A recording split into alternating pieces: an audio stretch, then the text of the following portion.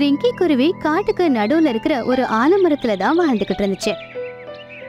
அந்த மரத்துல ரிங்கி மட்டும் இல்ல, பலவிதமான பறவைகளும் அதே மாதிரி ஒரு அணிலோட குடும்பமும் வாழ்ந்துட்டு இருந்துச்சு. அது மட்டும் இல்ல, அந்த ஆலமரத்துக்கு கீழே உட்கார எல்லா விலங்குகளும் ரொம்ப விருப்பப்படும். சிங்கி குருவியும் அவங்க எல்லாரையுமே அங்க வரதா சொல்லும். அவங்களுக்கு ரிங்கி எல்லா உதவிகளையும் செய்வா. அதனாலேயே எல்லா விலங்குகளும் மனசார ரிங்கி மேல மரியாதை வச்சிருந்தாங்க. ஆனா ரிங்கி குருவியோட பொண்ணு மீனு குருவிக்கு மட்டும் அவங்க அம்மாவோட குணம் சுத்தமா பிடிக்கல. எப்பவுமே அவளுக்கு பிடிச்சதுதான் செய்வா. மத்த விலங்குகளோட பேசக்கூட விரும்ப மாட்டா. ரிங்கி தங்கச்சி, என் புள்ளைக்கு என்ன ஆச்சுன்னு பாரு. யாரோ ஒரு மனுஷ குழந்தை என் புள்ள மரத்துக்கு மேல இருக்கும்போது கல்லு விட்டு அடிச்சுட்டானாமா. பாவம், என் புள்ளைக்கு வயிறு வலிக்குது. அட அக்கா, கவலைப்படாதீங்க.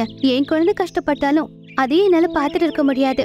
ஒரு நிமிஷம் இருங்க, இதோ நான் வரேன் அப்படி சொல்லி ரிங்கி அங்கிருந்து பறந்து போச்சு. கொஞ்ச நேரத்துல அது அதோட கொக்குல 3 இலைய பறிச்சுட்டு வந்துச்சு. இந்தப்பா, இந்த இலைய சாப்பிடு. இந்த இலைய சாப்பிட்ட உடனே உன் வயிறு வலி போயிடும் அப்படி சொல்லி ரிங்கி குருவி அந்த அணிலோட குழந்தைக்கு அந்த இலைகளை கொடுத்துச்சு.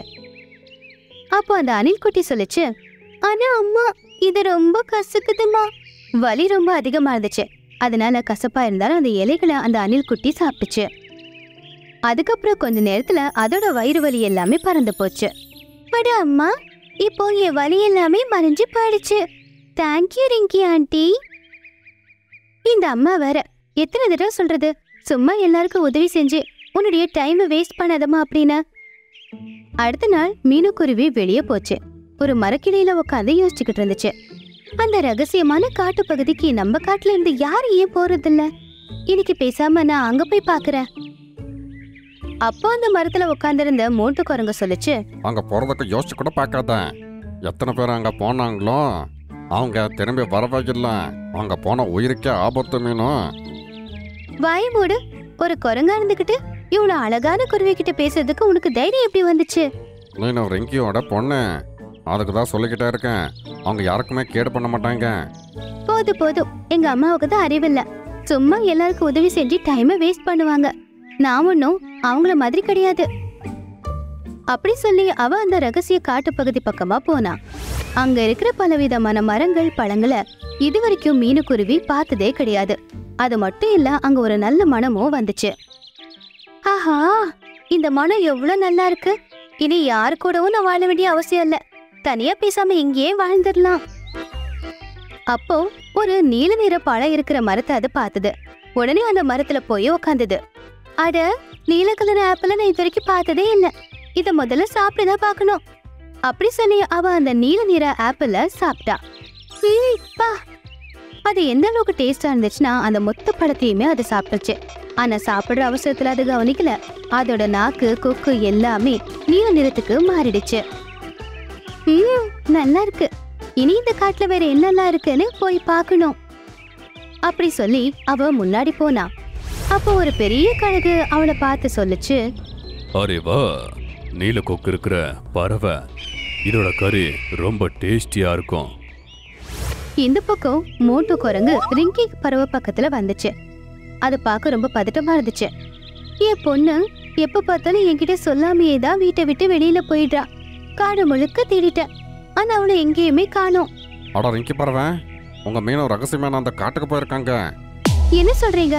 ரகசிய காட்டு பகுதிக்கா? நீங்க ஏன் அப்போ அவளை தடுக்கல? நான் ரொம்ப முயற்சி பண்ணேன், ஆனா என் பேச்ச அவன் கேட்கவே இல்லை. என்னை திட்டுட்டு அவ போயிட்டான். அட மோட்டு அண்ணன், அவ சார்பா நான் உங்ககிட்ட மன்னிப்பு கேட்டுக்கிறேன். இனிமே அவளை பார்க்க முடியுமான்னு கூட தெரியல. அந்த பெரிய காட்டு பகுதியில நான் அவளை எப்படி தேடுவேன், அதுவும் தனியா? அட, என்ன நீங்க பேசிக்கிட்டே இருக்கீங்க? நீங்க எப்பவும் எங்களுக்கு உதவி பண்ணிட்டே இருப்பீங்க. இப்போ உங்களுக்கு உதவி தேவைப்படுது. நீங்க தனியா இல்ல, புரிஞ்சுக்கோங்க. அப்போ யானை, கரடி, காக்கா, அணில், கழுகு எல்லாரும் அது பக்கத்துல வந்தாங்க. அவங்க எல்லாரும் ரிங்கி கூட சேர்ந்துக்கிட்டு அந்த ரகசிய காட்டு பகுதிக்கு போனாங்க. அவ என்ன பண்றானே தெரியலையே. அட பயப்படாதீங்க, நாங்க எல்லாருமே கூட இருக்கோம்ல. அப்படி 1 மணி நேரம் எல்லாருமே மீனுவை தேடிக்கிட்டு இருந்தாங்க. ரிங்கி மனசுக்குள்ளேயே வேண்டிக்கிட்டு இருந்தா, மீனுவுக்கு எதுவுமே ஆகக்கூடாதுன்னு. பாதி காட்டுக்குள்ள போன உடனே அவங்க ஒரு விஷயத்த பார்த்தாங்க. அதை பார்த்து ஷாக் ஆயிட்டாங்க. மீனு. அவங்க எல்லாரும் பார்த்தாங்க. மீனு பறவை ஒரு கூண்டுக்குள்ள இருந்துச்சு. அப்புறம் அந்த கூண்டுக்கு வெளியே ஒரு கழுகு இருந்துச்சு. அட, இத்தனை பேரு இங்க எதுக்கு வந்திருக்காங்க? கழுகு, என் பொண்ணை விட்டுடு. முன்னாடி வராதீங்க. வந்தீங்கன்னா ஒரே நொடியில இந்த பறவைய கொன்னு போட்டுருவேன். அது கேட்டு எல்லா விலங்குகளும் பயந்து பின்னாடி நகர்ந்துட்டாங்க. கழுகு அண்ணன், அவ எனக்கு இருக்கிற ஒரே ஒரு பொண்ணு, எதுக்காக அவளை இப்படி நீ அடிச்சு வச்சிருக்க? இவளோட நீல கொக்காலத்தான் கேள்விப்பட்ட. நீல கொக்கு இருக்கிற பறவை ரொம்ப ருசியா இருக்கும். காலங்காத்தால இத சாப்பிட்டா ரொம்ப சக்தி வருமா, அதனால காலையில வரைக்கும் அடைச்சி வச்சிருக்கேன். காலையில இத காலை உணவா நான் சாப்பிட போறேன். வேண்டாம், அப்படி பண்ணாதீங்க, அவளை விட்டுடுங்க. அப்போ எல்லா விலங்குகளும் பார்த்தாங்க. மீனுக்குருவியோட கொக்கு நீளமா மாறி இருந்துச்சு. மீனு, உன் கொக்கு நீல நிறத்துல எப்படி மாறுச்சு? அம்மா, இங்க வரும்போது வழியில நான் நீல நிற ஆப்பிள சாப்பிட்டேம்மா. ஒருவேளை அதனாலதான் இப்படி ஆயிருக்குமோ என்னவோ. என்ன சொன்ன? ஆப்பிள் சாப்பிட்டதுனாலயா? ஆமா கழுகு, நீ எதிர்பார்க்கிற அந்த குருவி என் மீனு கிடையாது. இல்ல, நீங்க எல்லாருமே சேர்ந்து என்ன முட்டாளாக்க பாக்குறீங்க. எதுக்குன்னா இந்த பறவைய விடுறதுக்கு. அதை கேட்டு அந்த விலங்குகள் எல்லாருமே ஒன்னா பேச ஆரம்பிச்சாங்க. அப்போ யானை சொல்லுச்சு, சரி, இது நாங்க இப்பவே உங்களுக்கு நிரூபிச்சு காட்டுறோம். நாங்க சொல்றது எல்லாமே உண்மைதான். மீனுவுக்கு நீ தண்ணிய கொடு. அதுக்கப்புறம் அது கொக்கு நீலவனத்துல இருந்தோம், நாங்க அவளை இங்கேயே விட்டுட்டு போயிடுறோம். அதுக்கு அந்த கழுகு சொல்லுச்சு, சரி, தண்ணி எடுத்துட்டு வாங்க, நான் இவளுக்கு கொடுக்குறேன். அதை கேட்டு மோட்டு குரங்கு வேக வேகமா குளத்துக்கிட்ட போச்சு. அந்த குளத்துல இருந்து தண்ணி எடுத்துட்டு வந்து மீனுவுக்கு குடிக்க கொடுத்துச்சு. அப்ப கழுகு அந்த கூண்டோட கதவை திறந்து விட்டுச்சு. மீனு, சீக்கிரமா தண்ணியை குடி. மீனு தண்ணி குடிக்கிறதுக்காக அதோட கொக்க தண்ணிக்குள்ள விட்ட உடனே அதோட நாக்கல கொக்குல ஒட்டி இருந்த அந்த நீல நிறம் மறைஞ்சு போச்சு. அட, என்ன இது? இப்பதான் நீ புரிஞ்சுக்கிட்டல, இப்போவாவது என் பொண்ணு விட்டுட. சரி, விட்டுறேன். இவ்வளவு சாப்பிட்டா ஒரு லாபமும் இல்ல. அப்படி சொல்லி கழுகு அந்த கூண்டு திறந்து விட்டுருச்சு. மீனு பறந்துகிட்டே அவங்க அம்மா கிட்ட வந்துட்டா.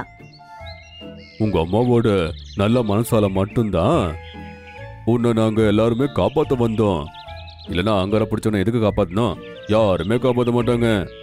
நான் செஞ்ச தப்ப புரிஞ்சுக்கிட்டேன். நீங்க எல்லாரும் ரொம்ப நல்லவங்க. எங்க அம்மா உண்மையிலேயே நல்லவங்க. நம்மளால முடிஞ்ச வரைக்கும் எல்லாருக்கும் நாம உதவி செய்யணும். எல்லார்கிட்டயும் நல்லபடியா பேசி பழகணும். அது கேட்டு எல்லா விலங்குகளும் ரொம்ப சந்தோஷப்பட்டாங்க. அதுக்கப்புறம் எல்லா விலங்குகளும் அந்த ரகசிய காட்டு பகுதியில இருந்து அவங்களுடைய ஆலமரத்துக்கு வந்துட்டாங்க. அன்னையில இருந்து மீனுவோட குணமும் ரிங்கி மாதிரியே நல்லபடியா மாறுச்சு.